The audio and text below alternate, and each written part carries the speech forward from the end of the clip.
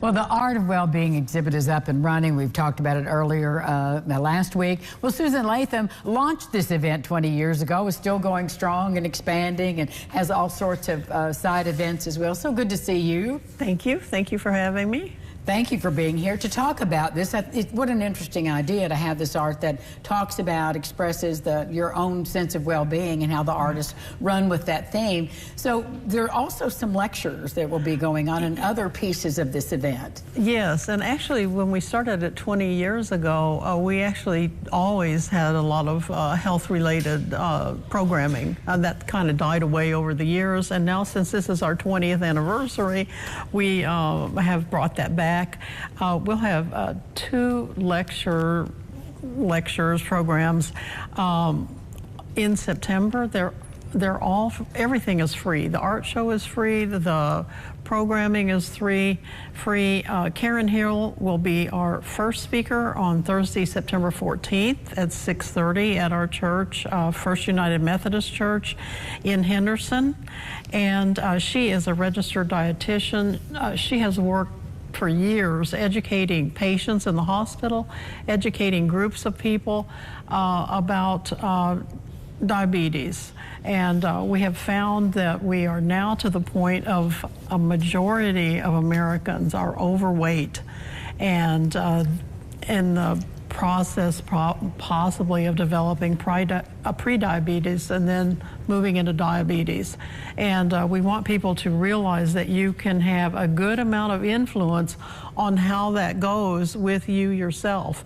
So you do have a lot of power to control your health. Yes, you need a lot of support. Yes. And so she will be speaking about that and how to get your support also.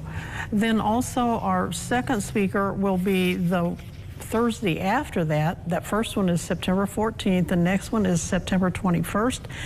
This is Sylvia Groves. She is a psychologist with the Evansville school system, and she will be speaking about suicide awareness and prevention.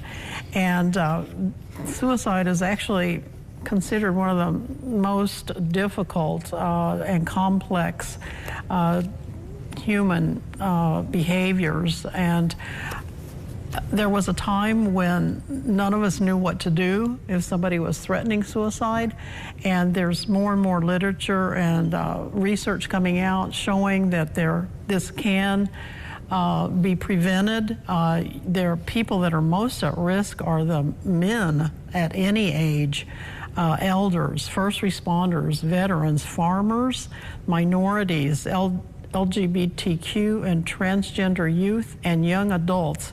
And in this last year, there were, in 2022, there were 49,500 people who did commit suicide. That's just a staggering number to think about. It is, and that's a 3% increase over 2021. So Sylvia Groves will be speaking about a method that we're trying to get the public to learn. She will be introducing how that works. It's called QPR. The Q stands for questions, how you question somebody if you suspect they might be thinking of committing suicide.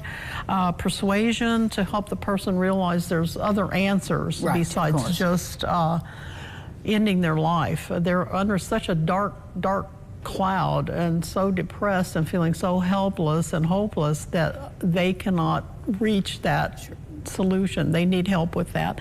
And the R stands for how to refer that person, because they definitely will need help beyond what you do at that point. Well, Susan, all of this is so powerful and so important. Thank you for launching this 20 years ago and keeping it going. And thank you for this info. Thank you for having me. We'll be back with more local lifestyles right after this. Stick around.